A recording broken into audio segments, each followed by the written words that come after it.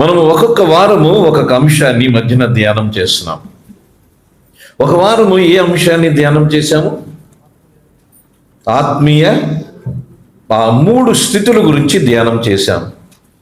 ప్రతి క్రైస్తవ విశ్వాసి శరీర సంబంధులు ఉంటారు, సంఘములో ఆత్మ సంబంధులు ఉంటారు, మూడవది ప్రకృతి సంబంధులు ఉంటారు. మనం ఏ సంబంధులమో మనం చూసుకున్నాం. మనము ఆత్మ సంబంధులుగా ఉండాలి, మనం ప్రకృతి సంబంధీకులుగా ఉండకూడదు, మనము శరీర సంబంధీకులుగా ఉండకూడదు. గతించిన వారము దేని గురించి నేర్చుకున్నాం? ఈ దావీదు దేవుని ఇష్టానుసారుడైన మనుష్యుడు అని మనం చూసాం. అది కాదు, దేవుని మనస్సు కలిగిన వాడు, దేవుని చిత్తానుసారమైన మనస్సు కలిగిన వాడని చూశాం. అలాగే మనము దేవునికి ఇష్టలుగా ఉండాలి, మనము దేవుని చిత్తానుసారమైన మనస్సు కలిగి ఉండాలి, అంటే యథార్థంగా ఉండాలి. అంటే మనం ఎలా ఉండాలి? యథార్థంగా ఉండాలంటే ఏం చేయాలి? యథార్థత అంటే ఏంటో అర్థం చూశాను. ఈ రకరకాల యథార్థతలో చివరిగా ప్రతిఫలం అంటే ఏంటో చూశాను. ఈ రోజున 3వ అంశము, రకరకాల అంశాలు ధ్యానం చేస్తున్నాం కదా. రక్షించబడిన విశ్వాసకు ఉండే 3 గుర్తులు. ఈ రోజున రక్షించబడిన విశ్వాసకు ఉండే 3 గుర్తులు మనం చూద్దాం. పుట్టిన తర్వాత బిడ్డకి ఏదో పుట్టు మచ్చలు లాగా ఉంటాయి, కొన్ని మచ్చలు ఎప్పుడు అలాగే ఉంటాయి. బర్త్ మార్క్స్ అని అంటాం, పుట్టినప్పుడు ఉండే మచ్చలు.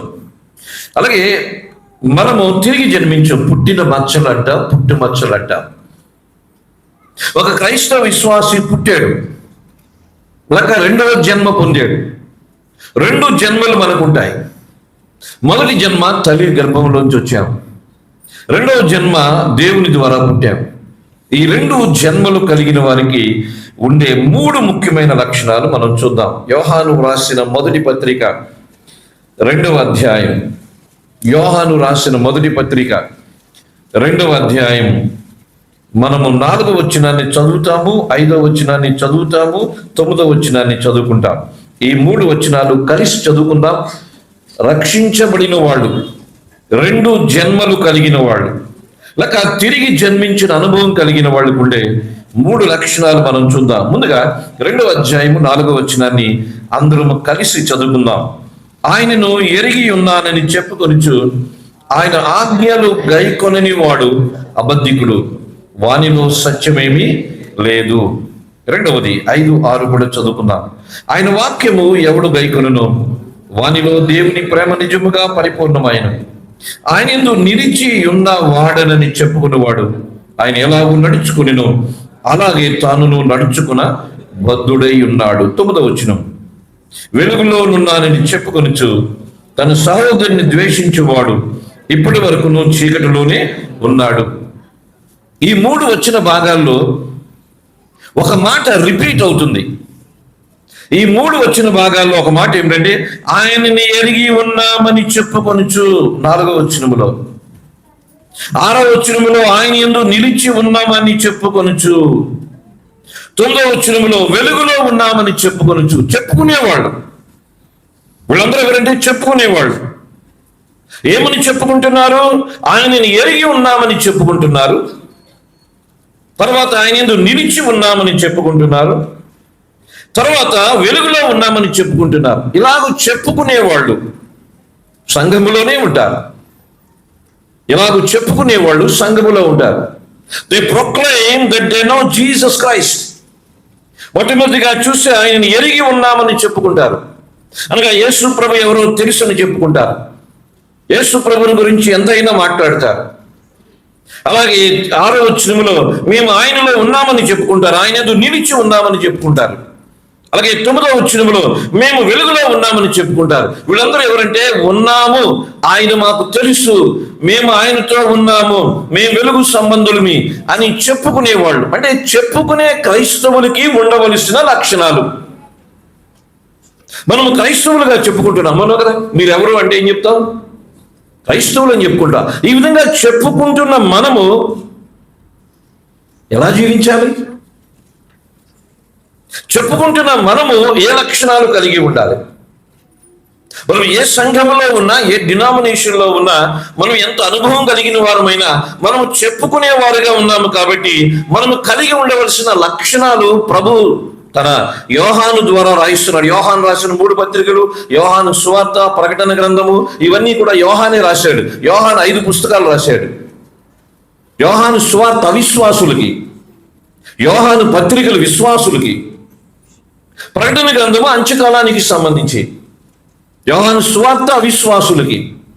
యేసు దేవుడని తెలియాలి, ఆయన నిత్యజీవం ఇస్తాడని తెలియాలి. యోహాను సువార్త. యోహాను 3 పత్రికలు కూడా విశ్వాసులకి, సంఘములో ఉన్న వారికి. ఇక ప్రకటన గ్రంథము అంత్యకాలానికి సంబంధించి. ఈ 5 పుస్తకాలు దేవుడు శిష్యుడైన యోహాను ద్వారా రాయించాడు. అపోస్తులుడైన యోహాను ద్వారా రాయించాడు. బాప్తిస్మిచ్చి యోహాను ఏ పుస్తకాలు రాయలేదు బైబిల్లో. అందుకని యోహాను రాసిన మొదటి 2, 3 పత్రికలు కూడా సంఘానికి సంబంధించినవి. ఆయన యోహాను ఎప్పుడు క్రీస్తు శకము దాదాపు 96 ఆ సంవత్సరం వరకు జీవించాడు. ఈ యోహాను ఎఫెసీ సంఘానికి కాపరి. ఎఫెసీ సంఘాన్ని పౌలు గారు స్థాపించారు. ఆయన మరణము తర్వాత యోహాను ఆ సంఘానికి కాపరయ్యాడు. అందుకని యోహాను రచించిన 3 పత్రికలు కూడా సంఘానికి సంబంధించినవే. ఈ యోహాను మొదటి పత్రికలో మనము వెలుగు గురించి చూస్తాము, జీవము గురించి చూస్తాము, ప్రేమ గురించి చూస్తాము. 3 ముఖ్యమైన మాటలు ఈ యోహాను పత్రికలో మనం ధ్యానం చేస్తాం. వెలుగు గురించి మాట్లాడుతాడు, జీవము గురించి మాట్లాడుతాడు, ప్రేమ గురించి మాట్లాడుతాడు. ఈ 5 అధ్యాయాల్లో ఈ 3 అంశాలు యోహాను మొదటి పత్రికలో చూస్తాం. అది ఇక్కడ మనం చూసినట్లయితే ఒక క్రైస్తవ విశ్వాసి అనగా తిరిగి జన్మించిన క్రైస్తవుడికి ఉండవలసిన లక్షణములు. నెంబర్ 1, ఆయనను ఎరిగి ఉన్నానని చెప్పుకొనుచు ఆయన ఆజ్ఞలను గైకొనని వాడు అబద్ధికుడు, వానిలో సత్యము లేదు. అనగా మొట్టమొదటి ఏమిటంటే, నేను తిరిగి జన్మించిన క్రైస్తవుని అని అనేవాళ్ళు ఎవరంటే ఆయన ఆజ్ఞలను గైకొనేవాడు. ఆయన ఆజ్ఞలను గైకొనని వాడు అబద్ధికుడు. అబద్ధాలు చెప్పేవారు చర్చిల్లోనే ఉంటారు. The churches are filled with liars. సంఘాలు అబద్ధికులతో నిండిపోయినాయి. ఎందుకు చెప్పమంటారా? యేసు ప్రభు మాకు తెలుసు అంటారు, ఆయన ఆజ్ఞలను ఎవరు పాటించరు. యేసు ప్రభు నాకు రక్షకుడు అంటారు, ఆయన ఆజ్ఞలను ఎవరు పాటించరు. యేసు ఎవరో మాకు తెలుసు అంటారు, కానీ ఆయన ఆజ్ఞలను పాటించరు. వీళ్ళందరూ ఎవరు? అబద్ధికులు. నేను చెప్పినా వాక్యం చెప్పిందా? ఆయన ఆజ్ఞలను గైకొనని వాడు అబద్ధికుడు, వారిలో సత్యమే లేదు. అంటే యేసు ఎరిగాము అని చెప్పుకొని ఆయన ఆజ్ఞలను గైకొనకుండా ఉంటే మనము అబద్ధికులమే. మనం అబద్ధికులం అంటే అబద్ధికుడు, అబద్ధాలకి జనకుడైన సాతాను సంబంధీకులమి. మనం యేసు సంబంధీకులమి కాదు. If you say lies after becoming a Christian, we belongs to Satan. మనం క్రైస్తవులు అయిన తర్వాత కూడా అబద్ధాలు చెప్పుకుంటూ బ్రతుకుతున్నాము అంటే మనము సాతాను సంబంధికులమే. యోహాను సువార్త 8వ అధ్యాయము 44వ వచనాన్ని మనం చూద్దాం. మీరు మీ తండ్రి యొక్క అపవాది సంబంధులు, మీ తండ్రి దురాశలు నెరవేర్చగోరుచున్నారు. ఆది నుండి వాడు నరహంతకుడై ఉండి సత్యమందు నిలిచిన వాడు కాడు, వాని యందు సత్యమే లేదు. వాడు అబద్ధమాడినప్పుడు తన స్వభావం అనుసరించే మాట్లాడును. వాడు అబద్ధికుడును, అబద్ధములకు జనకుడునై ఉన్నాడు. మనము ఆడే ప్రతి అబద్ధం అంట, మనం ఆడే ప్రతి అబద్ధానికి జనకుడు అంటే ఎవరు? పుట్టించేవాడు. జనకుడు అంటే ఎవరు? పుట్టించేవాడు. అబద్ధికుని జనకుడు. ఒక అబద్ధాన్ని మనం పుట్టించాలనుకోండి, ఒక అబద్ధాన్ని మనం పుట్టించాలి. మనం ఎవరైనా బిడ్డను పుట్టించాలని ఎవరు ఉండాలి? తండ్రి ఉండాలి, తల్లి ఉండాలి, స్త్రీ ఉండాలి, పురుషుడు ఉండాలి. ఒక అబద్ధాన్ని పుట్టించాలంటే ఒక స్త్రీ ఉండాలి, పురుషుడు ఉండాలి. సాతానుడు ఒకడున్నాడు. సాతాన్ని తండ్రి అనుకుందాం. మరి స్త్రీ ఎవరు? మనమే. సాతానుడు మనము కలిస్తే ఏం పుడుతుంది? అబద్ధం పుడుతుంది. ఒక బిడ్డని కనాలంటే తల్లిదండ్రులు ఉండాలి. ఒక అబద్ధాన్ని పుట్టించాలంటే సాతానుతో పాటు మనం ఉంటేనే అబద్ధం వస్తుంది. ఎందుకంటే వాక్యం చెప్తుంది, వాడు అబద్ధికుడును, అబద్ధములకు జనకుడును. మనము రక్షించబడిన వాళ్ళని. క్రైస్తవులు ఎవరంటే రక్షించబడిన వాళ్ళు. రక్షించబడిన క్రైస్తవుడు ఆయన ఆజ్ఞలను గైకొనాలి. ఒకవేళ గైకొనకపోతే అబద్ధికుడు అని దేవుని వాక్యం సెలవిస్తుంది. వారిలో సత్యమే లేదు. అయితే ఒకటి, గైకొనువాడు అంటే అర్థం ఏమిటంటే మనం వాక్యం అంతటినీ పాటించేస్తున్నామా, మనం ఏమైనా సంపూర్ణులమా అంటే కాదు. మనం అప్పుడప్పుడు వాక్యము నుంచి తొలగిపోతూ ఉంటాము, కొన్నిసార్లు పాపములో పడిపోతూ ఉంటాము. మరి వాక్యమును గైకొనుట అంటే అర్థం ఏమిటంటే ఆ వాక్యమునకు ప్రాధాన్యత ఇచ్చుట. వాక్యమును గైకొనుట అంటే వాక్యానికి విలువిచ్చుట. అలాగే it is like a treasure అని అంటారు. ఇక్కడ ₹1,00,000 ధనం ఉంది. ఒక ₹1,00,000 ఉంటే దానికి ఎంత విలువ ఇస్తాము? ఒక న్యూస్ పేపర్ ఉంది, ఒక బంగారపు రింగ్ ఉంది. ఒక న్యూస్ పేపర్ ఉంది, బంగారపు రింగ్ ఉంది. న్యూస్ పేపర్ పోయింది, వెతుకుతామా? బంగారపు రింగ్ పోయింది, వెతుకుతామా? ఎందుకంటే బంగారపు రింగు విలువైంది. అంటే బంగారపు రింగు విలువైంది కాబట్టి అది కనబడకపోతే ఎదుగుతాం. పేపరు విలువ లేనిది కాబట్టి అది పెద్దదే, సైజు పెద్దదే, 10 పేజీలు ఉంటుంది. కానీ అది విలువ లేనిది కాబట్టి అది కనబడకపోయినా వెతకం. ట్రైన్లో మనం పేపర్ కొనుక్కుంటే ఒక ముక్క ఈ బెత్త నుంచి ఆ బెత్తకి వెళ్ళిపోద్ది. ఇది మనం చదువుతుంటే కింద నుంచి కూడా చదువుతూ ఉంటాయి. అలా ఒకసారి ఇవ్వండి సార్ అంటాడు, ఆ ముక్క వెళ్ళిపోతుంది, చివరికి మన చేతిలో ఉంటుంది. మరి ట్రైన్ దిగినప్పుడు నా పేపర్ నాకు కావాలని అడుగుతామా? వదిలేసి వస్తాం. అది ఒక రింగిపోతే విలువైన దానికి ప్రాధాన్యత ఇస్తాము, విలువ లేని దానికి ప్రాధాన్యత ఇవ్వము. దేవుని వాక్యం ఏమిటంటే మనం ఆయన ఆజ్ఞలు గైకొనుట అనేది దేనితో ప్రారంభించబడుతుందంటే ఆయన వాక్యానికి విలువ ఇచ్చుటతో ప్రారంభించబడుతుంది. We must give importance to the word of God. దేవుని వాక్యమునికి విలువ ఇవ్వాలి. చాలా సంఘాల్లో దేవుని వాక్యానికి ఇవ్వలేదు. ఆరాధన క్రమం అంటారు, పాటలు 3-4 ఉంటాయి, తర్వాత ఆరాధన ఉంటుంది, వాక్యం వచ్చేటప్పటికి అరగంట అయిపోయింది. It is not a church. వాళ్ళు సంఘానికి వచ్చిందే వాక్యం నేర్చుకోవడానికి. ఇక వాక్యమే చర్చిలో నేర్చుకోకపోతే ఇంకేముంది? నేను గూడూరు వెళ్ళాను, ఉదయమే 7:30 8 వచ్చాను. ఆ పాస్టర్ గారికి చొరకేసి వచ్చాను. ఆరాధన 45 నిమిషాలు చేశాడు. బ్రదర్ ఎండగా ఉంది కదా, వాక్యం 50 నిమిషాల్లో ముగించాను అన్నాడు. నీ పప్పు కుదరదు అన్నాను. ఆ పప్పులు కుదరదు నా దగ్గర, ఆ పప్పులు నా దగ్గర కుదరతాం. ఆరాధన 45 నిమిషాలు, వాక్యం మాత్రం 50 నిమిషాలు అంట. కుదరదు. ఆరాధన అరగంట చేయండి, వాక్యం 1:30 ఉండాలి. అసలు మనకు ఉన్నదే వాక్యం. చాలా వరకు ఆచారం అయిపోతుంది. ఆరాధన అని చెప్పేసి కళ్ళు మూసుకుంటారు, బయటకు తిరిగినోడు ఒకడు ఉంటాడు, మొబైల్ చూసుకున్నాడు ఒకడు ఉంటాడు. ఇదంతా వేషాలు వేసుకోవడానికి ఆరాధన. చాలా వరకు నేను పూణే చర్చికి వెళ్ళాను. పాప పూణే వెళ్ళినప్పుడు పూణేలో ఒక చర్చికి 500 మంది ఉన్నారు. అక్కడ ఆరాధన 2 గంటలు చేస్తున్నారు. నేను కళ్ళు తెరిచి చూశాను, ఎందుకంటే అక్కడ 2 ప్రసంగాలు నేనే చేశాను ఇంగ్లీష్లో. చేస్తూ ఉంటే ఒకడు వాష్రూమ్కి వెళ్ళేవాడు, ఒకడు మొబైల్ చూసేవాడు, ఒకడు ఆరాధన చేస్తుంటే నిద్రపోయేవాడు, ఒకడు. దీనికి ఏం పేరు పెట్టారు? ఆరాధన. ఎంతసేపు? 1.5 2 గంటలు. వాక్యం వచ్చేటప్పటికి 50 నిమిషాలు అన్నారు. నథింగ్ డూయింగ్ అన్నారు. Nothing doing. నేను ఒప్పుకునేదే లేదు. ఆరాధన అనేటప్పటికి ఏం చేస్తున్నారు ప్రజలు? నిద్రపోయేవాళ్ళు నిద్రపోతున్నారు. ఆరాధన అనేది ఒక ఆచారం అయిపోయింది. 1.5 పావు గంట 40 నిమిషాలు చేసి వాక్యం మాత్రం తక్కువంట. సాతానుడు సంఘాన్ని ఎలా పడగొట్టాడు అంటే ఆరాధన అనే ముసుగులో వాక్యానికి సంఘాన్ని దూరం చేశాడు. చాలా జాగ్రత్తగా ఉండండి. ఒకళ్ళు ఆరాధన చేస్తున్నాం, మిగతా వాళ్ళు ఏం చేస్తారో చెప్పండి? మిగతా వాళ్ళు ఏం చేస్తారు?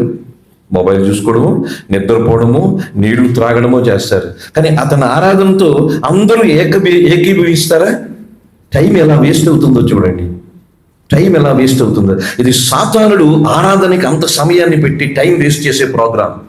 ఎందుకంటే వాక్యానికి దూరం చేస్తారు. 1.5 ఆరాధన చేసి వాక్యం వచ్చేటప్పటికి తక్కువంట. అందుకని వాక్యానికి ప్రాముఖ్యత లేదు. అక్కడ అదే చెప్పాను. వాక్యానికి దేవుడు ఇచ్చిందే వాక్యం. ఈ వాక్యమే రక్షిస్తుంది, ఈ వాక్యమే రక్షణలో కొనసాగిస్తుంది, ఈ వాక్యమే పరలోకానికి తీసుకుని వెళ్తుంది. దీన్ని వదిలేసి ఏవో క్రమం అని చెప్పేసి ఏదేదో చేస్తూ ఉంటూ వాక్యాన్ని తగ్గించేస్తున్నారు. అందుకని ఎవరికి వాక్యం తెలియడం లేదు. నన్ను ఆహ్వానించిన పాస్టర్ గారు కనాను అంటే పరలోకం అంటున్నాడు. మరి 34వ సంవత్సరం సంఘం ఏంటంటే 34వ వార్షిక సభకి నేను వాక్యం చెప్పడానికి వెళ్ళాను. 34 సంవత్సరాల క్రితం సంఘం స్థాపించబడిందంట. ఆ పాస్టర్ గారు అంటున్నారు కదా, ఇది కనాను అంటే పరలోకం అంట. కనాను అంటే పరలోకం కాదనే విషయం 34 సంవత్సరాల తర్వాత కూడా ఆయనకు అర్థం కాలేదు. ఎందుకంటే కనానులో శత్రువులు ఉంటారు, పరలోకంలో శత్రువులు ఉంటారా? ఉండరు. కనానులో యుద్ధాలు ఉంటాయి, పరలోకంలో యుద్ధాలు ఉంటాయా? మరి 34 వార్షిక సంవత్సరాలు జరిగింది. ఏం తెలుసు నీకు వాక్యము? ఎందుకంటే వాక్యాన్ని తక్కువ చేసావు. ఏదో కలం అని పేరు చెప్తూ కాలక్షేపం చేసేస్తున్నారు ప్రజలు. నిద్రపోవడమే తప్ప, నిద్రపోవడం చెప్పా. దేవుని ఎరిగి ఉన్నామని చెప్పుకొనుచు ఆయన ఆజ్ఞలను గైకొన్నవాడు. స్నేహితులు అర్థం చేసుకుని, ఆయన ఆజ్ఞలను గైకొనాలంటే ఆయన ఆజ్ఞలు ఏంటో తెలియాలి కదా. వాక్యం తెలియకుండా ఆయన ఆజ్ఞలు ఏంటో తెలుస్తాయి? వాక్యం తెలియడం లేదు, ప్రజలకు వాక్యం తెలియలేదు. People are not having the importance of the word of God. వాక్యం ఒక ట్రెజర్ లాంటిది. ఒక బంగారపు రింగ్ ఉందంటే అది చాలా విలువైంది. ఒక పావు కేజీ బంగారం ఉందంటే చాలా విలువైంది. చాలా మంది, సాతానుడు చాలా తెలివిగా క్రైస్తవుల్ని వాక్యానికి దూరం చేస్తాడు. గంట ప్రార్థన చేస్తాడు, పావు గంట కూడా వాక్యం చదవడు ఈ క్రైస్తవుడు. ప్రార్థన గంట ఎందుకు చేశాడో చెప్పమంటారా? అవసరతలు తీరిపోవాలి, అవసరతలు తీరిపోవాలి. పావు గంట కూడా వాక్యం చదవడు. సాతానుడు తెలివిగా వాక్యానికి ప్రజలను దూరం చేశాడు. గంట ప్రార్థన చేస్తే 2 గంటలు వాక్యం చదవాలి. ఇక్కడ మనం ఎలాగున్నాం? ప్రార్థన ముఖ్యమే, కానీ వాక్యాన్ని త్యాగం చేసి ప్రార్థన ముఖ్యం కాదు. అది మీకు మాట చెప్పమంటారా? సరైన ప్రార్థన చేయాలంటే ముందు వాక్యం తెలియాలి. వాక్యం తెలియకపోతే ఏం ప్రార్థన చేస్తాం? సాతానుడు తెలివిగా వాక్యం నుంచి ప్రజల్ని, సంఘాన్ని దూరం చేశాడు. ఏ సంఘంలో చూసినా ప్రార్థనలు. బైబిల్ ABCD కూడా తెలియదు ఎవరికి. బైబిల్ తెలియకపోతే దేవుడు తెలియదు. దేవుడు తెలియకపోతే దేవునితో సహవాసం చేయలేము. దేవునితో సహవాసం చేయకపోతే దేవుని కొరకు ఎలా జీవిస్తాం? ప్రార్థన చేస్తారు, అబద్ధాలు ఆడతారు. ప్రార్థన చేస్తారు, మోసాలు చేస్తారు. కారణం ఏంటో చెప్పమంటారా? వాక్యం లేదు. 119 సంకీర్తన 8వ వచనంలో ఏముంది? నేను పాపము చేయకుండానట్టు నా హృదయంలో ప్రార్థన ఉంచుకున్నానా, వాక్యం ఉంచుకున్నానా? వాక్యం. అందుకని ప్రార్థన చేసినా అబద్ధాల్లో ఉంటున్నారు, మోసాల్లో ఉంటున్నారు, దగా చేస్తున్నారు. కారణం ఏంటంటే వాళ్ళకి వాక్యము లేదు. వాక్యము మనల్ని పాపానికి దూరం చేస్తుంది. కేవలం ప్రార్థన చేసి ఊరుకుంటే కుదరదు, వాక్యము కూడా కావాలి. ప్రార్థన వాక్యం సరైన పాళ్ళలో ఉండాలి. ఇది అరగంట అయితే ఇది అరగంటే, ఇది గంట అయితే ఇది గంటే ఉండాలి. కానీ చాలా మంది ప్రార్థన గంటల తరబడి చేస్తారు, బైబిల్ మాత్రం ఒక ముక్క తెలియదు వీళ్ళకి. సాతానుడు తెలివిగా దేవుని, మీకు ఎవరు చెప్పమంటారా? బైబిల్ దగ్గరకు వచ్చామంటే దేవుడు ఎవరో అర్థమవుతుంది. సాతానుకి అది ఇష్టం లేదు. దేవుడు ఎవరో అర్థం సాతానికి ఇష్టం లేదు. నువ్వు ప్రార్థన చేయి అంటే నీ విషయాలన్నీ దేవునికి చెప్పు. దేవుడు ఎవరో నీకు అర్థం కాకపోయినా పర్వాలేదు, నువ్వు ప్రార్థన చేయి. సాతానుడు తెలివిగా ప్రజల్ని దేవునికి దూరం చేశాడు. ప్రార్థన ఎంత ముఖ్యమో వాక్యం అంతే ముఖ్యం. వాక్యాన్ని తగ్గించి ప్రార్థన చేసేది సాతాను ప్రణాళికలో భాగము. వాక్యం తగ్గించి ఆరాధన పేరుతో సంఘాల్లో రకరకాల పాటలు పాడి, రకరకాల మ్యూజిక్ పెట్టి, ఇక మన దాంట్లో అయితే ఏదో గంటల తరబడి ఆరాధన చేసి వాక్యం తగ్గించేసేవాళ్ళు. ఇది సాతాను చేత నడిపించబడుతున్నాయి ఈ సంఘాలు. అర్థం చేసుకుని సాతాను చాలా తెలివిగా వాక్యానికి దూరం చేస్తున్నాడు. మనం పాపాన్ని జయించాలంటే ఏం కావాలి? వాక్యము. శోధనలు జయించాలంటే ఏం కావాలి? వాక్యము. మత్తయి 4:4లో చెప్పాడు, మనుషుడు రొట్టె వల్ల మాత్రము కాదు కానీ దేవుని నోటి నుండి వచ్చు ప్రతి మాట వల్ల జీవిస్తాడు. మనం జీవించేది దేవుని మాట. దేవుని మాట అంటే దేవుని వాక్యం. మరి వాక్యం ఏది? సాతానుడు తెలివిగా సంఘాలని పడగొట్టేశాడు. ఆయనని ఎరిగి ఉన్నామని చెప్పుకొనుచు ఆయన ఆజ్ఞలను గైకొననివాడు అబద్ధికుడు. నేను ఆ పాస్ గారికి చొరకేశాను, సంఘానికి చొరకేశాను. 34 సంవత్సరాలు అయింది, ఇంకా కనాను అంటే పరలోకం అని అంటున్నారు. వీళ్ళు ఎక్కడున్నారు? అసలు ABCDలు కూడా తెలియలేదు వాక్యములో. ఏంటది?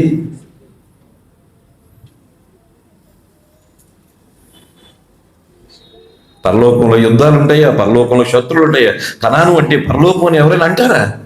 అనకూడదు కదా. మరి అది తెలియకపోవడం ఏంటి? 34 సంవత్సరాలు అయింది. నేను వారిని విమర్శించడం లేదు, అది మనకు కూడా వర్తిస్తుంది అంట. వాక్యము వాక్యము వాక్యము తర్వాత ప్రార్థన.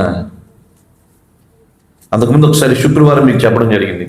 ఏం చెప్పారంటే, ఒక పెద్ద ఆయన ఉన్నాడు, ఎవరు పెద్ద ఆయన, ఇది మున్సిపల్ కమిషనర్ గారే ఉన్నారు, మనం ఉన్నాం. కమిషనర్ గారి దగ్గరికి వెళ్ళినప్పుడు ఆయన పెద్ద ఆయన కదా, పెద్ద ఆయన ఎక్కువ మాట్లాడతాడా, వెళ్ళి మనం ఎక్కువ మాట్లాడతామా? పెద్ద ఆయన ఎక్కువ మాట్లాడాలి కదా. ఒక కలెక్టర్ గారు ఉన్నారు, ఒక ఎమ్మెల్యే గారు ఉన్నారు, ఆయన ఎక్కువగా మాట్లాడాలి. పెద్దోళ్ళు ఎక్కువ మాట్లాడాలి, చిన్నవాళ్ళు తక్కువ మాట్లాడాలి. ఇప్పుడు దేవుడు పెద్దోడు చిన్నోడా? దేవుడు పెద్దోడు. ఇప్పుడు దేవుడు ఎక్కువ మాట్లాడాలా, మనం ఎక్కువ మాట్లాడాలా? దేవుడు ఎక్కువ మాట్లాడాలా? దేవుడు మాట్లాడుట అంటే వాక్యం చదువుట, ప్రార్థన చేయుట అంటే మనం మాట్లాడాలి. ఇప్పుడు ఎవరు ఎక్కువ మాట్లాడుతున్నారు? మనమే. దేవుణ్ణి మాట్లాడినవ్వడం లేదు. ప్రార్థన ప్రార్థన ప్రార్థన అంటే నేనే మాట్లాడతాను, నువ్వు మాట్లాడుకో. ముందు నేను చెప్పింది విను, నువ్వు చెప్పింది నాకు అవసరం లేదు అన్నట్టుగా క్రైస్తవులు బైబిల్ చదవరు, బైబిల్ చదవరు, బైబిల్ చదవరు, ప్రార్థన ప్రార్థన ప్రార్థన. మరి దేవుణ్ణి మాట్లాడినవే నువ్వు, దేవుణ్ణి మాట్లాడినవేంటి అంటే ఆయన మాటలు నీకు అవసరం లేదు. నీ సొంతంతా ఆయనకి వినిపించాలి, ఆయన నీతో మాట్లాడకూడదు. ఎందుకంటే బైబిల్ చదవవు. ఏం క్రైస్తవ్యం? సాతానుడు తెలివిగా క్రైస్తవుల్ని వాక్యానికి దూరం చేశాడు. ఒక మాట అడుగుతున్నాను, నిజాయితీగా గుండె మీద చేసుకొని చెప్పండి, బైబిల్ కనీసం ఒక్కసారైనా చదివేరా? చెయ్యెత్తకండి. బైబిల్ కనీసం ఒక్కసారైనా చదివేరా? ఎన్ని సంవత్సరాల నుంచి క్రైస్తవులుగా ఉన్నామనేది ప్రశ్న లేదా? ఏ చర్చికి వెళ్తున్నామో వదిలేద్దాం. బైబిల్ కనీసం ఒక్కసారి చదివేరా? బైబిల్ పుస్తకాలు చూడకుండా చెప్పగలరా? క్రమంగా చూడకుండా చెప్పగలరా? క్రమంగా అపోస్తలులు 12 మంది పేర్లు చెప్పగలరా? 10 ఆజ్ఞలు చెప్పగలరా? 12 గోత్రాలు, ఇవన్నీ కూడా ఏబిసిడీలు అంటే చెప్పగలరా? ఏంటో క్రైస్తవులు అని చెప్పేసుకుంటున్నాం. ఎప్పుడు మారుతాం మనం? ఇక అక్కడేంటో యుద్ధాలు వస్తున్నాయి, అక్కడ యుద్ధాల మీద యుద్ధాలు, యుద్ధాల మీద యుద్ధాలు, భూకంపాలు, ఎవడు సోదరు ఎవడు గొడవలు అనుకున్నారు. ఏ దేశానికి వెలిజివెలా సమస్యలో ఉంది, రష్యా సమస్యలో ఉంది, ఉక్రెయిన్ సమస్యలో ఉంది, ఇరాన్ సమస్యలో ఉంది, డొనాల్డ్ ట్రంప్ అమెరికా సమస్యలో ఉన్నాడు. యుద్ధం ఆపుదామంటే వాళ్ళు ఆగడం లేదు, ఇస్రాయేల్ ఒప్పుకోవడం లేదు, లెబనాన్ ఒప్పుకోవడం లేదు, బీరుట్ ఒప్పుకోవడం లేదు. ఇవన్నీ అయిపోయి పెట్రోల్ రేట్లు పెరిగిపోతాయి. ఎవరికి సమస్యలు ఆలుకున్నాయి?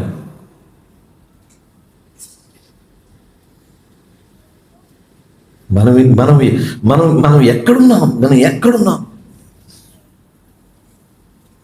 దేవుని ఎరిగి ఉన్నామని చెప్పుకొనొచ్చు అంటే చెప్పుకుంటూనే బ్రతికేస్తున్నాడు.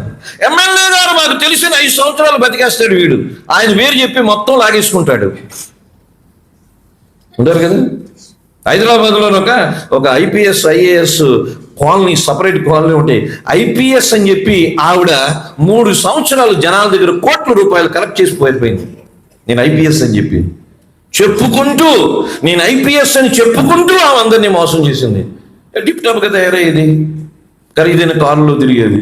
చివరికి ఐపీఎస్ కాదు, కానిస్టేబుల్ కూడా కాదు, మోసం చేసి 100 కోట్లకు పైగా మోసం చేసి పరారైపోయింది. చెప్పుకొనొచ్చు, ఆయనని ఎరిగి ఉన్నామని చెప్పుకొనొచ్చు. ఎంతకాలం చెప్పుకుంటూ ఉంటా క్రైస్తవులు చెప్పుకుంటున్నా, కానీ ఆయన ఆజ్ఞలను గైకొనని వాడు ఎవరంటే అబద్ధికుడు. మనం అబద్ధికులమా? మనం అబద్ధికులమైతే ఒక అబద్ధం పుట్టిస్తున్నామంటే సాతానికి భార్యగానో భర్తగానో ఉన్నాం. ఎందుకంటే భార్య భర్తలు కలిస్తేనే పిల్లలు పుడతారు. సాతానుడు భార్య అనుకుంటే, మనం భర్త అనుకుంటే మనం ఒకళ్ళు పుట్టిస్తున్నాం. ఏం పుట్టిస్తున్నాం? అబద్ధాన్ని పుట్టిస్తున్నాం. నేను చెప్తున్న ప్రతి మాట వినండి. ఇక్కడ మీరు నమ్మకపోయినా పరలోకంలో నేను చెప్పే మాట ప్రతిబింబిస్తుంది, ప్రతిధ్వనిస్తుంది. ఎందుకంటే మనం చెప్పుకుంటున్నాం, ఈ మాటలన్నీ నాకు వర్తిస్తాయి. మనమేది పరిపూర్ణులమని కాదు, నేనేనే పెర్ఫెక్ట్ అని నేను ఇవన్నీ ఉండలేదు. ఆయనని ఎరిగి ఉన్నామని చెప్పుకొనొచ్చు. వాక్యానికి విలువ ఇవ్వాలి స్నేహితులారా. నేను అందుకే చాలా మందికి చెప్తాను, వేరే ఊర్లకి వెళ్ళినప్పుడు, వాక్యం చెప్పడానికి వెళ్ళినప్పుడు, ఇక్కడ సరైన చర్చలు లేవండి, వాక్యం దొరకడం లేదంటే వెతకండి, ప్యాటర్న్లోకి వెళ్ళకండి, వాక్యంలోకి వెళ్ళండి. క్రమాన్ని పట్టించుకోవద్దు, వాక్యాన్ని పట్టించుకోండి. బాగా వాక్యం చెప్పేవాడు ఎంత 50 కిలోమీటర్లు ఉన్న, 60 కిలోమీటర్లు ఉన్న అక్కడికే వెళ్ళండి. మీ ఇంటి పక్కన మీకు క్రమం ఉన్నా సరే వెళ్ళకండి. మేము కర్ణాటకలో పెళ్ళైన కొత్తలో దొడ్డి అనే ఊరిలో ఉండేవాళ్ళు, ఊరి పేరే దొడ్డి. అక్కడ నుంచి మండ్య డిస్ట్రిక్ట్ హెడ్ క్వార్టర్స్ కనీసం 50 కిలోమీటర్లు. అంటే అప్పుడు యంగ్ కపులం కాబట్టి బస్సు మీద వెళ్ళి బస్సు మీద వచ్చేసేవాడిని. ఎందుకంటే 50 కిలోమీటర్లు 100 కిలోమీటర్లు వెళ్ళేవాడు. వాక్యం దొరికే స్థలము 50 కిలోమీటర్లున్న 100 కిలోమీటర్లున్న ఖర్చు పెట్టైనా వెళ్ళాలి. వాక్యం లేని దగ్గరికి ఇంటి పక్కనున్నా వెళ్ళకూడదు. ఎందుకంటే నీ వాక్యమే నన్ను బ్రతికిస్తుంది. చివరికి బాధల్లో కూడా నెమ్మది ఇస్తాం. ఇంటి పక్కన డాక్టర్ని ఎవరి దగ్గరికి పడితే ఆర్ఎంపీ దగ్గరికి వెళ్తామా? హైదరాబాద్ వెళ్తామే. ఇంటి పక్కన డాక్టర్ ఉన్నా సరే హైదరాబాద్ వెళ్ళి ట్రీట్మెంట్ తీసుకుంటాం. ఎందుకో చెప్పంటారా? అక్కడ ట్రీట్మెంట్ బాగా ఉంటుంది, బ్రతికొస్తాం. ఇంటి పక్కన డాక్టర్ ఉన్నా సరే వెళ్ళం. ఎందుకంటే ఈడి ఉన్న రోగాలను పెంచుతాడేమో. మరి ఎందుకు వెళ్తాం? షాపింగ్కి రాజమండ్రి వెళ్తాం, షాపింగ్కి విజయవాడ వెళ్తాం. ఈ ఊర్లో షాపులు లేవా?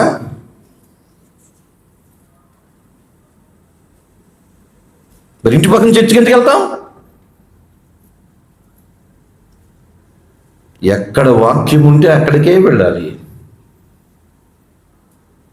దూరమైనా వెళ్ళాలి, ప్రయాణమైనా వెళ్ళాలి, డబ్బులు ఖర్చు అయినా వెళ్ళాలి. ఎందుకంటే క్రైస్తవుడిగా కావలసింది వాక్యము. వాక్యము. మన బంధువులైనా వెళ్ళకూడదు. ఎవరో పాస్టర్ గారు మన ఇంటి పేరుడే మన ఇంటి పక్కన పెట్టాడు, అటు బంధువుడు అవ్వచ్చు, ఇంటి పేరుడు అవ్వచ్చు. వాక్యం లేదనుకోండి వెళ్ళొద్దు.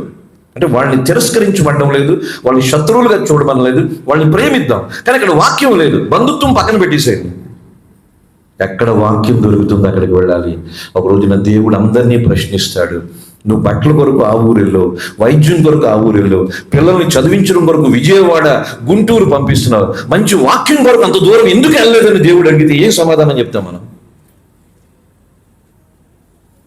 పిల్లల్ని చదివించుకోవడానికి ఎంత దూరం పంపిస్తున్నా? మా పాపని భోపాల్ పంపించాము, పూణే ఇండోర్ పంపించాము, ఐఐటీలో సుబ్రహ్మణ్యం గారు కొడుకుని వడోదరలో చదివిస్తున్నాడు ఆయన. ఇంత దూరం పిల్లలు అమెరికా కూడా చదివిస్తున్నాము ఈ పిల్లల్ని. కానీ వాక్యం కొరకు 1 మైలు 2 కిలోమీటర్లు 3 కిలోమీటర్లు చర్చికి వెళ్ళలేమా? ఎందుకో చెప్పమంటారా? ఎందుకు ప్రజలు వెళ్ళరో చెప్పమంటారా?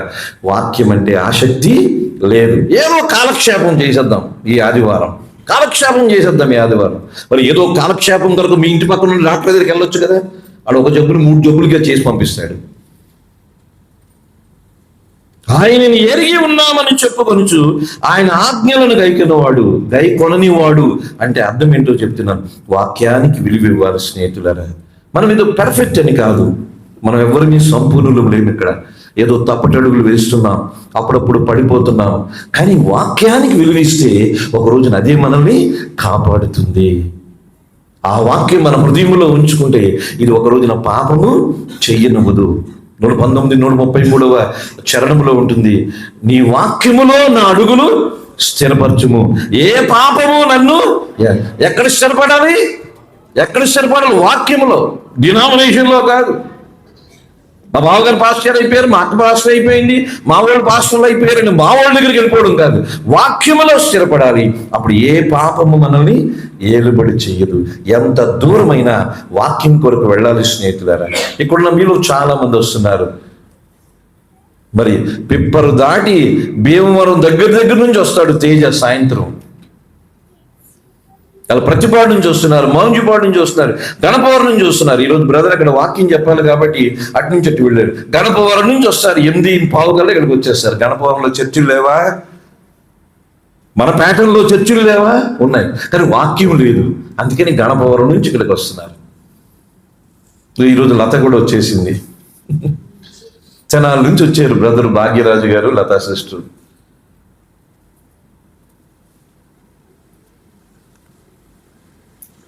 ఆయనను ఎరిగి ఉన్నామని చెప్పుకొనుచు, మనం చెప్పుకునే క్రైస్తవులుగా కాదు, ఆజ్ఞలు గైకునే క్రైస్తవులుగా ఉండాలి. ఎప్పుడైతే వాక్యానికి ప్రాధాన్యత ఇస్తామో స్నేహితులరా, తప్పనిసరిగా ఈరోజు కాకపోయినా రేపైనా సరే వాక్యానికి మనం ఏమవుతాం? బద్ధులం అవుతాము, వాక్యానికి లోబడతాం. మీరు ఒకవేళ మీ పిల్లలు తర్వాత ఎక్కడికైనా వెళ్ళిపోయినా, ఇప్పుడు మా పెద్ద పాప అల్లుడు బెంగళూరులో ఉన్నారు. సరైన చర్చ్ గురించి 4 వారాలు అన్ని చర్చిలు తిరిగి చివరికి ఒక చర్చ్ దొరికిందంట. అది కూడా 8 కిలోమీటర్లో నాకు తెలియదు, 8 కిలోమీటర్స్ అంట. సరే, బెంగళూరులో 8 కిలోమీటర్స్ అంటే పెద్ద ఎక్కువేం కాదు. ఇక్కడ 8 కిలోమీటర్లు అంటే పెద్దపాడు దూరం. నీరెస్ట్ తెచ్చు అమ్మయ్యా అనుకున్నారు. 4 వారాలు తిరిగి ఎక్కడ సాటిస్ఫై కాలేదు. ఎందుకు అంత దూరం తిరగాలి? పక్కన ఏదో చర్చ్ ఉంటుంది కదా, కాలక్షేపం చేసేవచ్చు కదా. పెట్రోల్ ఖర్చు అవుతుంది. హైదరాబాదు, ముంబై, ఢిల్లీ అటువంటి సిటీస్లో నేను ఢిల్లీ వెళ్ళినప్పుడు ఒకసారి అక్కడ ఒక ఇంట్లో ఉన్నాం. నిడుదవోలు సాల్మన్ గారి కుమార్తె అల్లుడి ఇంట్లో ఉన్నాం. వాళ్ళు వెళ్ళి ఆ జేసీ రావు గారి చర్చ్, అది హెబ్రోన్ చర్చ్, జేసీ రావు గారు మంచి దైవజనులు, ఈ మధ్యనే మరణించారు. వాళ్ళు చెప్పారు, అన్న చర్చ్కి వెళ్ళాలంటే వంట చేసుకోలేము, 3 గంటల ప్రయాణం, ఢిల్లీ ట్రాఫిక్, వెళ్ళిపోయి అక్కడే ఉండిపోయాను. చివరికి మందిరం కూడా లేదు. ఒక స్కూల్లో ఆరాధన జరిగేవాడు జేసీ రావు గారు. ఆయన ఈ మధ్యనే మరణించారు. మంచి దైవజనులు ఆయన. చాలా రోషంగా వాక్యం చెప్పేవాళ్ళు ఆయన. ఒక పూట ప్రయాణం, ఢిల్లీలో 3 గంటల ప్రయాణం. ఎందుకంటే వాక్యము, తర్వాత సహవాసము. అందుకని స్నేహితులు అర్థం చేసుకోండి, ఆయనను ఎరిగి ఉన్నామని చెప్పుకొనుచు ఆయన ఆజ్ఞలు గైకొనని వాడు అబద్ధికుడు. ఆయన వాక్యానికి విలువ ఇవ్వాలి. ఎంత దూరమైనా వెళ్ళిపోవాలి వాక్యానికి. బెటర్ వాక్యం ఎక్కడ దొరుకుతున్నా వెళ్ళిపోవాలి.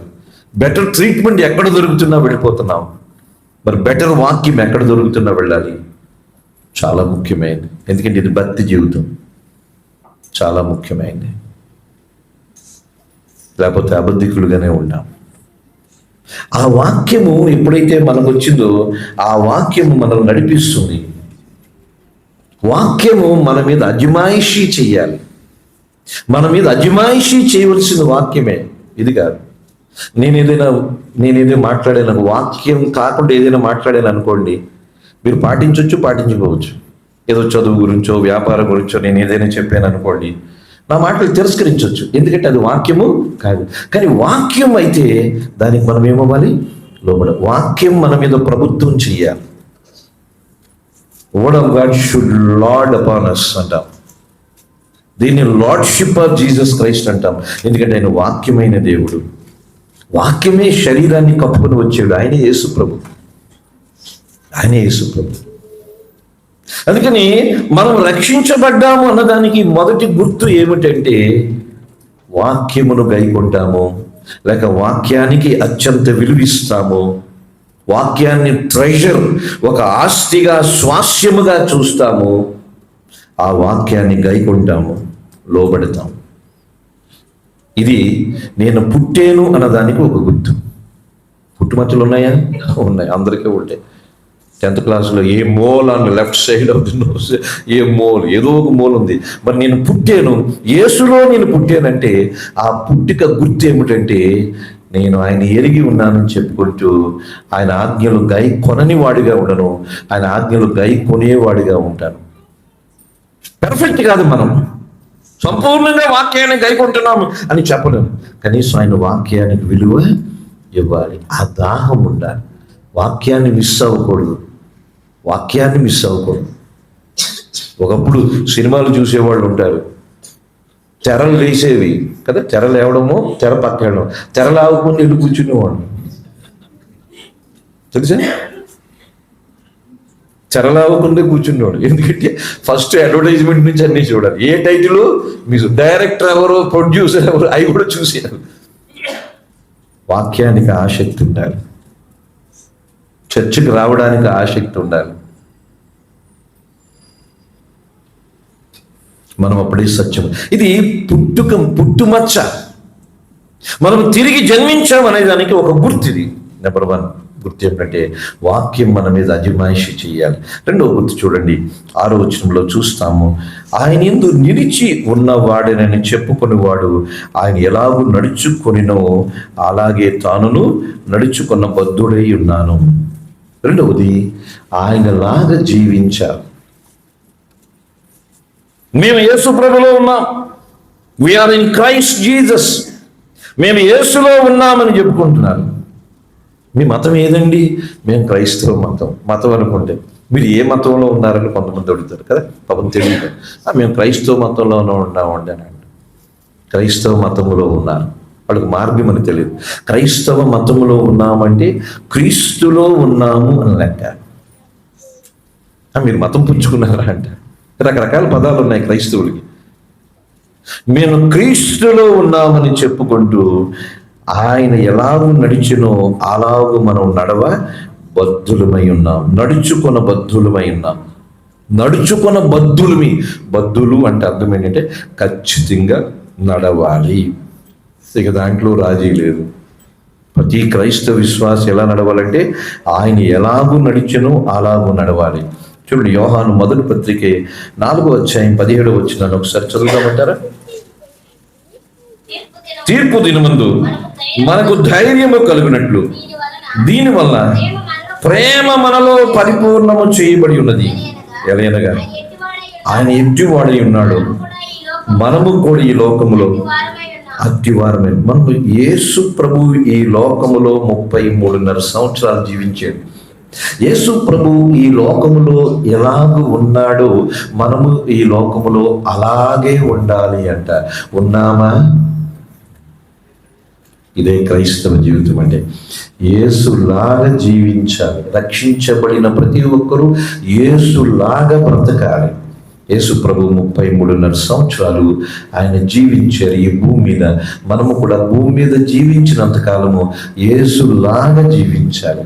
100% ఆయన లాగా జీవించకపోవచ్చు, కనీసం జీవించాలని ఆశ అయినా ఉండాలి. యేసులాగా జీవించాలి.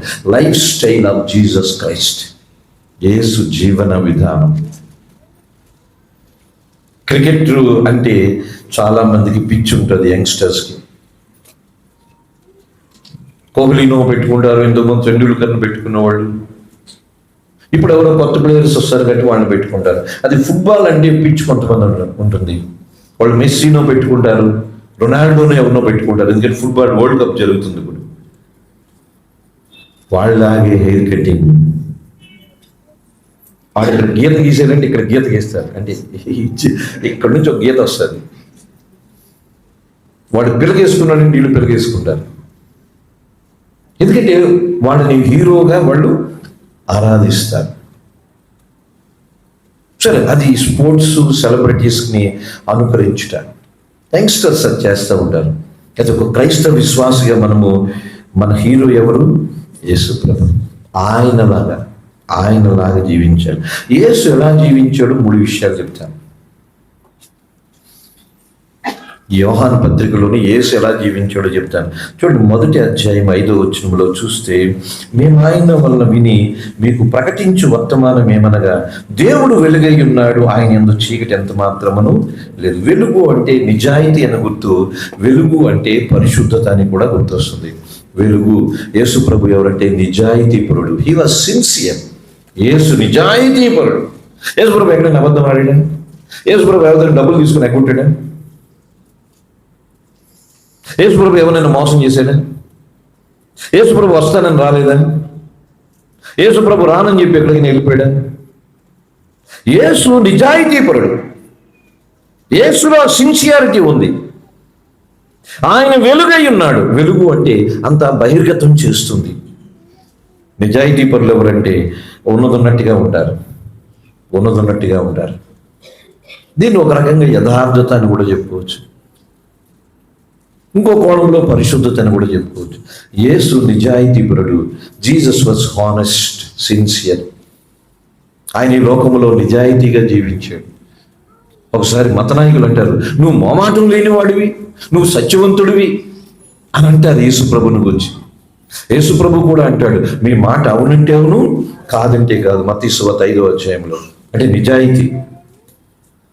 ఇదిగో నేను లోకమునకు నేనే మార్గము, సత్యం అన్నాడు. నేనే సత్యం అన్నాడు. నిజాయితీ. నేనే సత్యం అన్నాడంటే నిజాయితీ. నువ్వు సత్యవంతుడివి కదా అన్నాడు పిలాతు. సత్యం అంటే ఏమిటి అన్నాడు. నిజాయితీ. యేసు నిజాయితీపరుడు. He was honest. మనము కూడా నిజాయితీగా ఉండాలి. యేసు ఈ లోకములో నిజాయితీగా ఉన్నాడు. మనం ఈ లోకములో నిజాయితీగా ఉండాలి. మీరు చదువుకున్న వాళ్ళైనా, చిన్న వ్యాపారం చేస్తున్నా, పెద్ద వ్యాపారం చేస్తున్నా, పెద్ద ఉద్యోగం చేస్తున్నా, ప్రతి చిన్న విషయంలో, ప్రతి పెద్ద విషయంలో నిజాయితీగా ఉండాలి. అవును అంటే అవును, కాదు అంటే కాదు. అంతకు మించింది దుష్టు నుంచి వచ్చింది. యేసు నిజాయితీపరుడు. Jesus was honest. మనం కూడా నిజాయితీ ఉండాలి. అవును అంటే అవును, కాదంటే. మీటింగ్కి వస్తామంటే రావలసిందే. మీరు బెడ్ మీదకి వెళ్ళిపోతే తప్ప మీటింగ్కి వస్తామంటే రావలసిందే. ఎందుకంటే నిజాయితీ అంటే అర్థం ఏంటంటే చెప్పింది చేస్తుంది. నిజాయితీ చెప్పింది చేస్తుంది. మనం అన్నాము అంటే వస్తాం. యేసు నిజాయితీపరుడు. ఆయన వెలుగై ఉన్నాడు. ఆయనలో చీకటి ఎంత మాత్రము లేదు. అంటే ఆయన నిజాయితీపరుడు. ఆయనలో ఎక్కడ మోసము లేదు. ఆయనలో ఎక్కడ అపవిత్రత లేదు.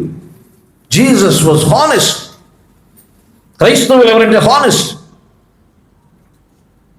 అన్ని విషయాల్లో హానెస్ట్గా ఉండాలి. కొన్నిసార్లు అంత నిజాయితీగా ఉంటే కొంచెం నష్టం వస్తుంది. పర్వాలేదు, నష్టం వచ్చిన పర్వాలేదు, నిజాయితీగా ఉన్నదన్నట్టు చెప్పేసాను. నిజాయితీగానే ఉండాలి. నిజాయితీ సమాజం అంగీకరించదు, కానీ మనం నిజాయితీగానే ఉంటాం. నిజాయితీ వల్ల నష్టాలు వస్తాయి, అయినా పర్లేదు, నిజాయితీగానే ఉండాలి. ఉన్నదన్నట్టు చెప్పేశారు. యేసు నిజాయితీపరుడు. రెండవది, యేసు ఎవరంటే ఆ 1 యోహాను 3వ అధ్యాయము 3వ వచనంలో చూడండి. 1 యోహాను 3వ అధ్యాయం 3వ వచనం. ఆయన యందు ఈ నిరీక్షణ పెట్టుకొనిన ప్రతి వాడు ఆయన పవిత్రుడై ఉన్నట్టుగా తన్ను పవిత్రునిగా చేసుకును. రెండవది, యేసు ఎవరంటే పవిత్రుడు. మనము పవిత్రంగా ఉండాలి. మొదటి, యేసు నిజాయితీపరుడు, మనము నిజాయితీగా ఉండాలి. రెండవది, యేసు పవిత్రుడు, మనము పవిత్రంగా ఉండాలి. పరిపూర్ణత, పెర్ఫెక్షన్ గురించి నేను మాట్లాడడం లేదు. కనీసం పవిత్రంగా ఉండాలనే ఆశ అయినా ఉండాలి. నిజాయితీగా ఉండాలనే ఆశ అయినా ఉండాలి. వ్యాపారాలు చేసినప్పుడు ఎక్కడ మోసం చేయకూడదు. 10 రూపాయలు 50 రూపాయలకి అమ్మండి. 50 రూపాయలకి అమ్ముతామండి, ఇది 10 రూపాయలు 50 రూపాయలకి అమ్ముతాం. ఎందుకంటే మాకు తూకం అంత కరెక్ట్గా ఉంటుంది. అది చెప్పేసేయండి, తప్పేం లేదు. మేము వాడే మెటీరియల్ అంతా కూడా చాలా స్వచ్ఛమైనది వాడతామండి. మీరు తీసుకుంటే తీసుకోండి, ఇంతే రేటు. నిజాయితీ. యేసు ఈ లోకములో పవిత్రుడు, మనము పవిత్రంగా ఉండాలి. Purity, sincerity, purity. యేసు పవిత్రంగా జీవించాడు, మనం పవిత్రంగా జీవించాలి. ఎందుకంటే ఆయన ఈ లోకములో ఎట్టివాడై ఉన్నాడు, మనము అట్టివారమై ఉన్నాము. మూడవది, యేసు ఎవరంటే చూడండి, 1 యోహాను 3వ అధ్యాయము 7వ వచనంలో చూస్తే, 1 యోహాను 3వ అధ్యాయం 7వ వచనం. చిన్నపిల్లలారా, ఎవరిని మిమ్మల్ని మోసపరచనీయకుడి, ఆయన నీతిమంతుడై ఉన్నట్టు. చాలా మూడవది, యేసు ఎవరంటే నీతిమంతుడు. యేసు నీతిమంతుడు. మనం కూడా ఎలా ఉండాలి? నీతిగా ఉండాలి. నీతిగా ఉండడం అంటే కరెక్ట్గా ఉండాలి. అది నీతిగా ఉండాలంటే correct. Right before God is righteousness అని అంటాం. దేవుని ముందు సరైన రీతిలో ఉండడమే నీతి. లేక నీతి అంటే దైవిక ప్రమాణం, డివైన్ స్టాండర్డ్స్ అంటాం. మనం నీతిగా ఉండాలంటే కరెక్ట్గా ఉండాలి. అంటే కనీసం ఇవి తెలుసుకుంటే, అమ్మో వాక్యం చెప్తుంది కదా, నేను నిజాయితీగా ఉండాలి. అమ్మో వాక్యం చెప్తుంది కదా, నేను పవిత్రంగా ఉండాలి. అమ్మో వాక్యం చెప్తుంది కదా, నేను కరెక్ట్గా ఉండాలని కనీసం ఉండడానికైనా ప్రయత్నము చేస్తాం. ఆశ కలిగి ఉండాలి. మనం ఆయన యందు ఉన్నామని చెప్పుకొనుచు ఆయన ఈ లోకములో ఎలాగూ నడిచినో అలాగూ తానును నడుచుకున్న బద్ధులమైన. యేసు నిజాయితీగా నడిచాడు, మనం నిజాయితీగా ఉండాలి. యేసు పవిత్రుడిగా నడిచాడు, మనం పవిత్రంగా ఉండాలి. యేసు ఆయన నీతిమంతుడు, కరెక్ట్గా ఉన్నాడు, మనము కరెక్ట్గా ఉండాలి. ఎందుకంటే యేసు ఈ లోకములో అలాగున్నాడు, మనం ఈ లోకములో అలాగుండాలి. ఇదే క్రైస్తవుడు తిరిగి జన్మించాడు అన్నదానికి రుజువు ఇది. ఏంటది? బాప్తిసం తీసుకున్నామని కాదు. బాప్తిసం ఏముంది, నేను మారానంటే ఎవడని ఇచ్చేస్తాడు, నేను కాకపోతే ఇంకో పాస్టర్ ఇచ్చేస్తాడు. బాప్తిసం ఇవ్వడం గొప్పతనం కాదు. కానీ నేను రక్షించబడ్డాను అంటే ఈ గుర్తులు నాలో ఉండాలి, నాలో నిజాయితీ ఉండాలి, నాలో పవిత్రత ఉండాలి, నేను నీతిగా ఉండాలి. ఎందుకంటే యేసు ఈ లోకములు అలా జీవించాడు, నేను ఈ లోకములు అలా జీవించాను. కనీసం జీవించాలనే ఆశైనా కలిగే ఉండాలి. పుట్టుమచ్చలు ఇవి, నేను తిరిగి జన్మించాను దానికి గుర్తులు.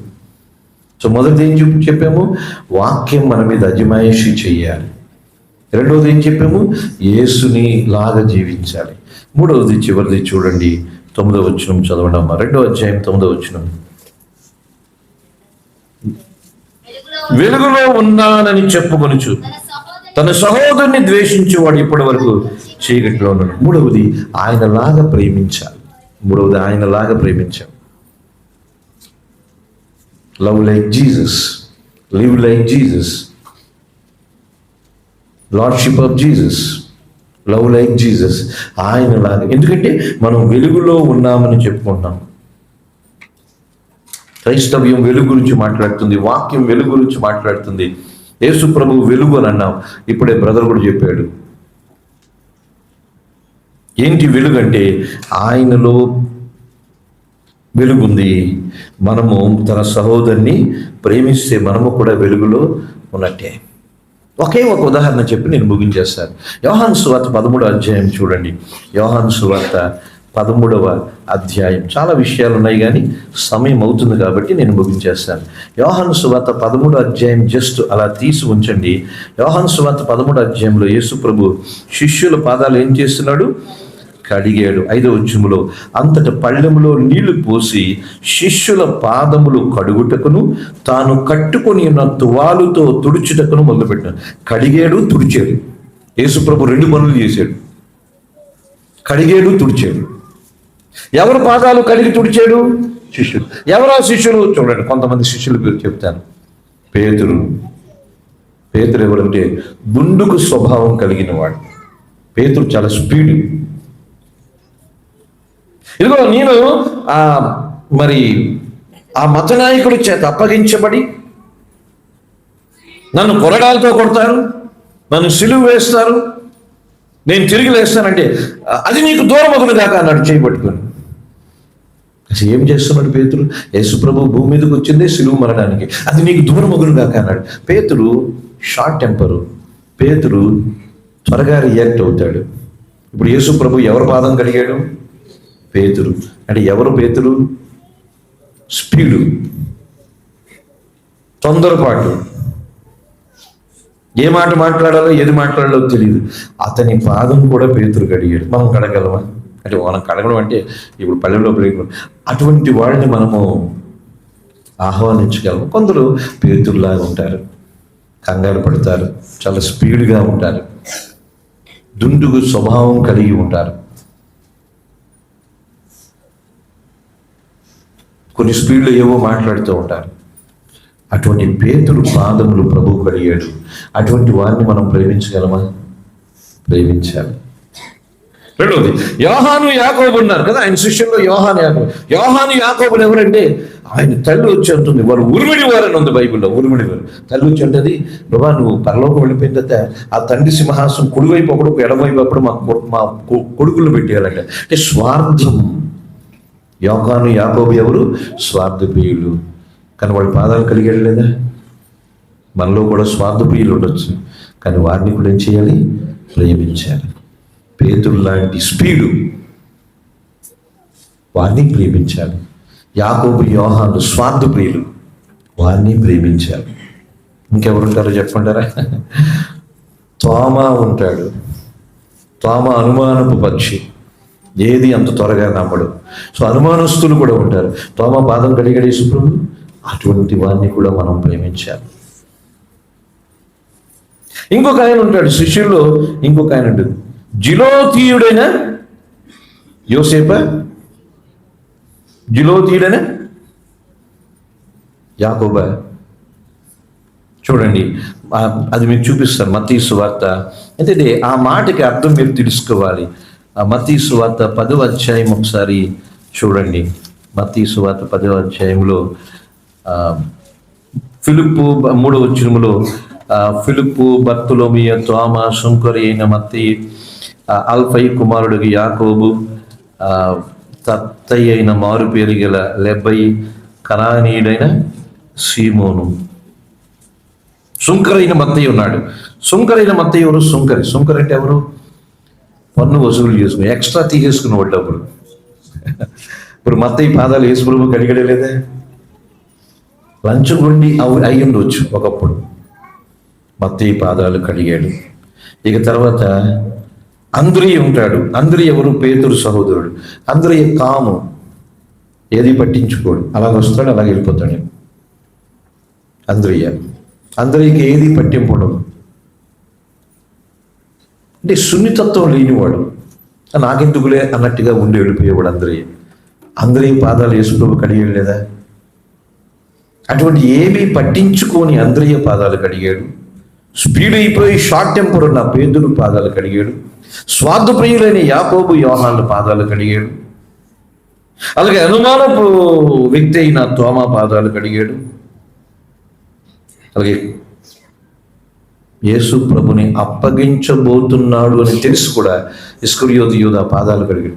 అరే, మోసం చేసి యేసుని అప్పగించబోతున్నాడనే విషయము యేసు ప్రభుకి తెలిసలేదా? తెలిసి కూడా యూదా పాదాలు కూడా కడిగాడు. సంఘం అంటే ఇన్ని రకాలైన వ్యక్తులు ఉంటారు. సంఘం అంటే పెర్ఫెక్ట్ ప్లేస్ కాదు.